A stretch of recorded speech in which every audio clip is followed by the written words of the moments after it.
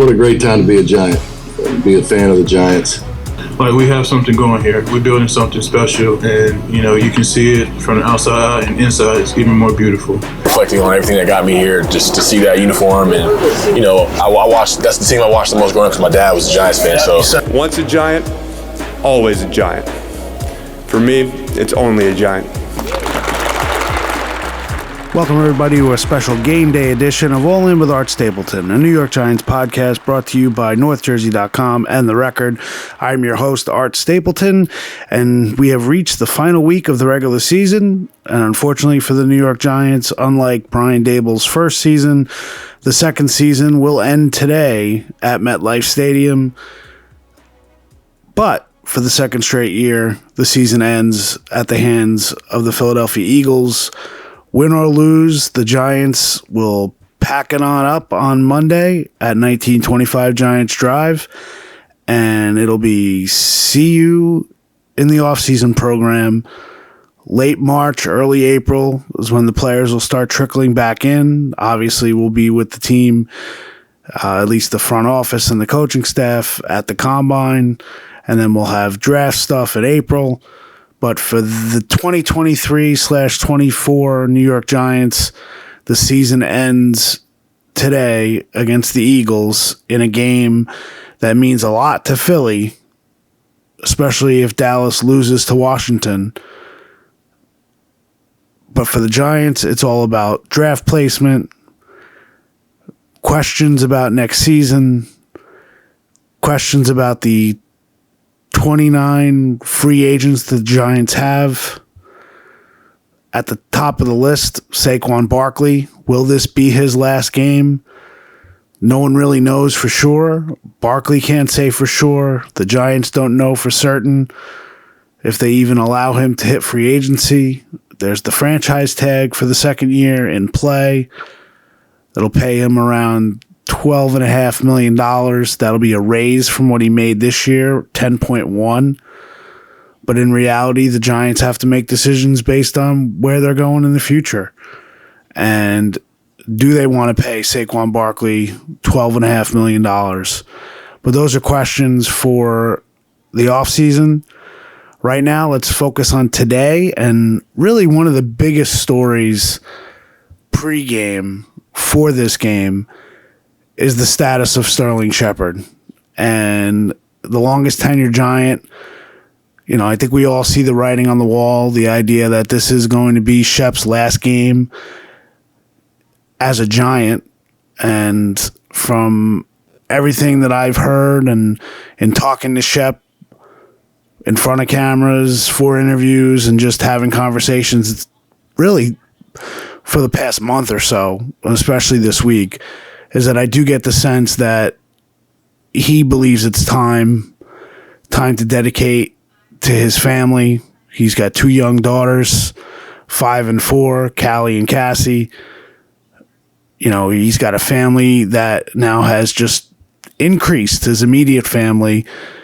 Both of his sisters had kids, so now he's Uncle Shep 2 times over. I think that means a lot to him. I don't think Shep is going to, at age 31, turns 31 in February, that he is going to fish for an offer around the league and try to go to another team and see if he can latch on as a veteran for veterans minimum, which is just over $1 million. I just think that when all is said and done, this will be Sterling Shepard's last football game of his NFL career. Now, the Giants are going to honor him. They're going to give him the opportunity to come out with the starters out of the tunnel when they introduce the starters. Now, I don't know if they're going to introduce the offense or the defense. I would assume it's going to be the offense. And then they'll have Sterling Shepard come out last. If it's the defense, that would be an interesting tip of the cap to let Sterling come out of the tunnel. Look, nothing is official. Now, it may have been talked about behind the scenes, with Sterling talking to Brian Daboll or Joe Shane and them kind of letting each other know which way this was headed.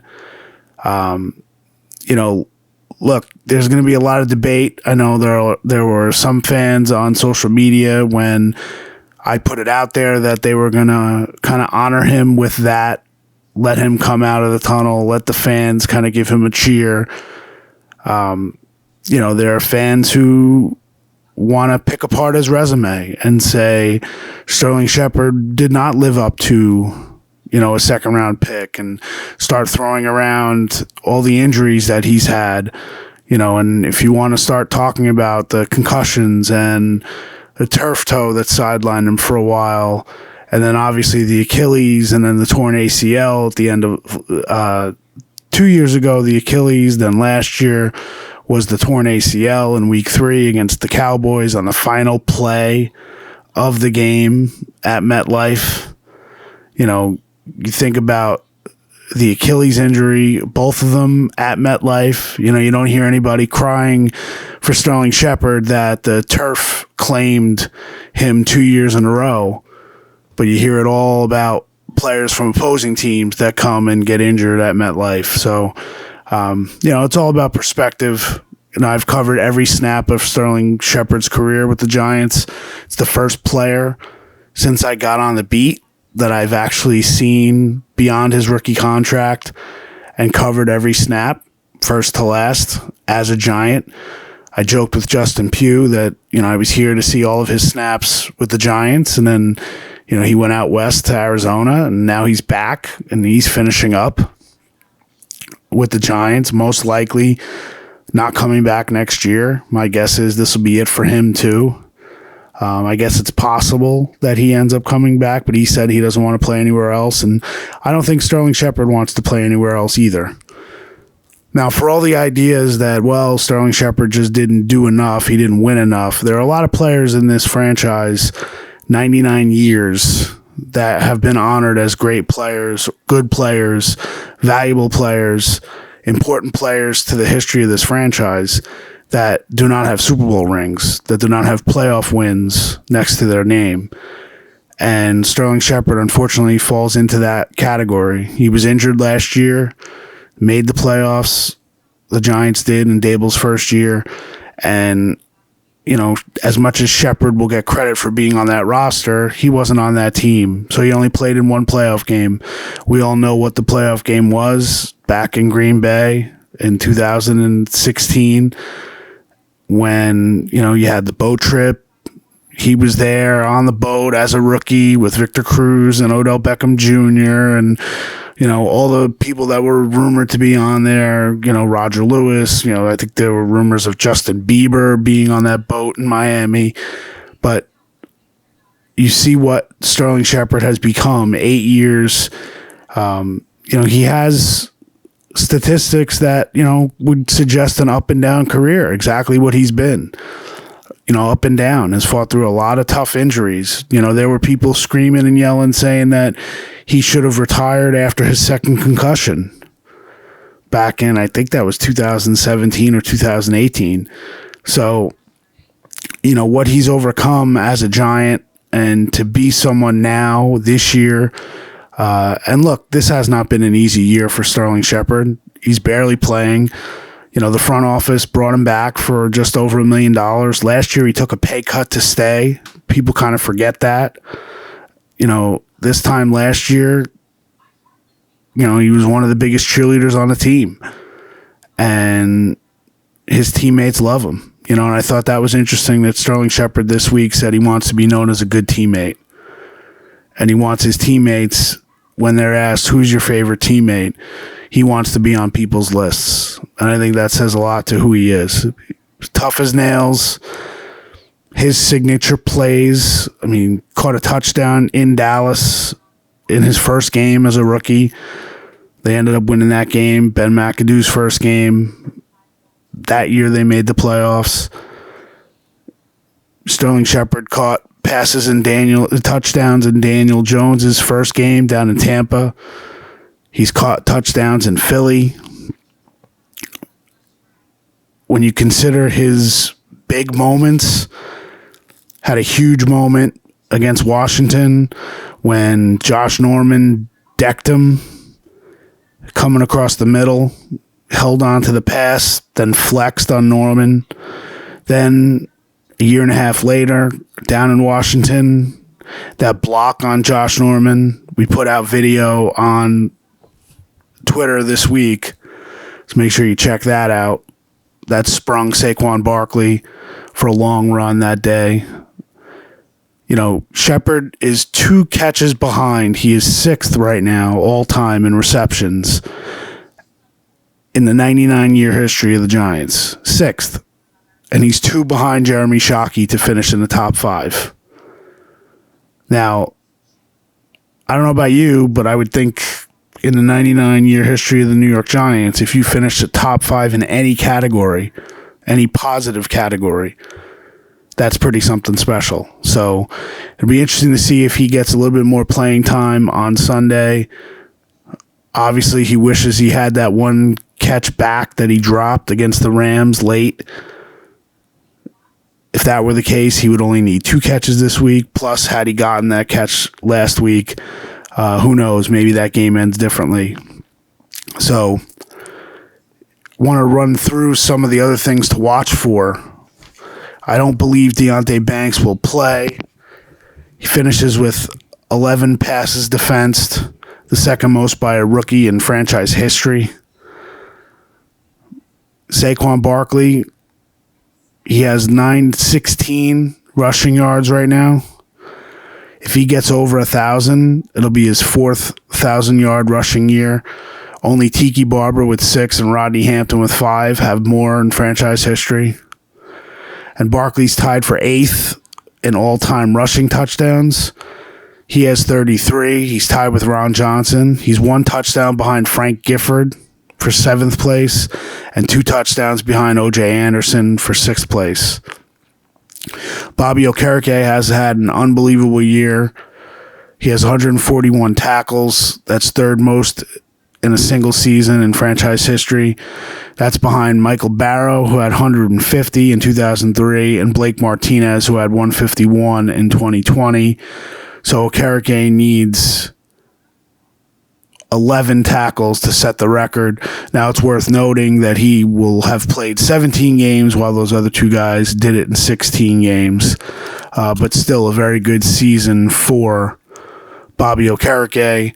And pairing up with Xavier McKinney, it's been more than a decade since a Giants defensive player played every snap in a season. They've both played 100% of the snaps this year through 16 games. Nick Gates was the last Giant to play every snap on either side of the ball in 2020. Darius Slayton, he's had 2 long touchdowns each of the past 2 weeks. He's one of 6 Giants receivers to have 4+ seasons of 700+ receiving yards, joining Amani Toomer, Homer Jones, Odell Beckham Jr., Hakeem Nicks, and Chris Callaway. And Kayvon Thibodeau, who's been quiet the last couple weeks, he has 11.5 sacks. That's the most by the Giants since Leonard Williams had 11.5 in 2020. If he gets another sack, or even a half a sack, it'll be the most since JPP in 2014. He had 12.5. So 15.5 sacks for Kayvon through his first 2 seasons. That's the second most by a Giant in his first 2 seasons since sacks became an official stat in 1982. He trails only JPP, who had 21 sacks over his first 2 years. So what do we expect today? Well, I think there's going to be a lot of scoreboard watching. I think there'll be a lot of fans tuned in at 1 o'clock to see the Patriots and the Jets. If the Patriots win and the Giants lose, they got one of 2 results to help out their strength of schedule on Saturday. The Steelers winning helped them. The Texans winning did not. But it's very likely that the Giants would win the tiebreaker over the Patriots and get the number 4 slot in the draft. Giants fans will also be rooting for Arizona to win and Washington to upset Dallas, because if that happens, then there is a path, even though it's a little bit of a long shot, there's a path to get to the number 2 seed overall. I think the Saquon Barkley reception today will be very interesting. I think you have a lot of smart people in that building that realize what's at stake for Saquon, that he is a free agent after this year. So does he get a send-off late in the game just in case? Nobody wants to talk about how they, might soak it all in. And look, MetLife doesn't have the kind of history that, Lambeau has, for example, where you're not going to be, wanting to take that one final Lambeau leap.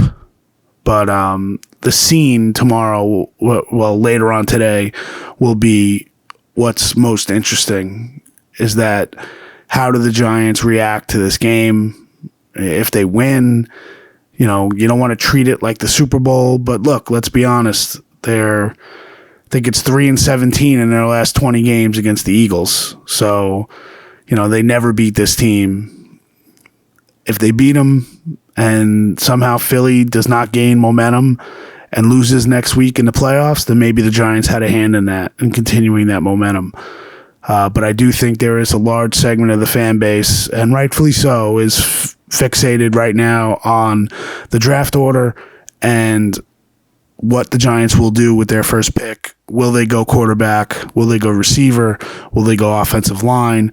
We have a lot of time to get into that, but I give it up to any of the fans that are going to be in the stadium today with the bad weather. It's not going to be fun sitting there with a game that really doesn't mean much. But again, my hat's off to you for staying all in. But we're all in. We appreciate you listening to the pregame pods every week. I'll be back after the game with a postgame pod and a wrap-up. And then Monday morning, we have Joe Shane and Brian Dable at 8:30, and then open locker room after that on what is called Baggy Day in the NFL, Black Monday for certain teams. I don't believe the Giants will be making coaching changes on Monday, but right away we would pivot to what happens next with Brian Dable's coordinators, Wink Martindale, Mike Kafka, Thomas McGahee. Are there changes across the board? Which position coaches will go if the coordinators leave? What will happen? Will Shea Tierney bump up to OC if Mike Kafka leaves? Will Ken Dorsey be in the mix? Worked with Brian Dable in Buffalo. On the defensive side of the ball, will Leslie Frazier, who took a sabbatical, a year off this year from Buffalo, if Wink is gone, is Leslie Frazier, if he doesn't get a head coaching job, the person that Dable and Shane will target to be the defensive coordinator? A lot of questions in a season full of them for the New York Giants. So we appreciate you being all in as always. We're all in, and we'll talk to you tonight after the game.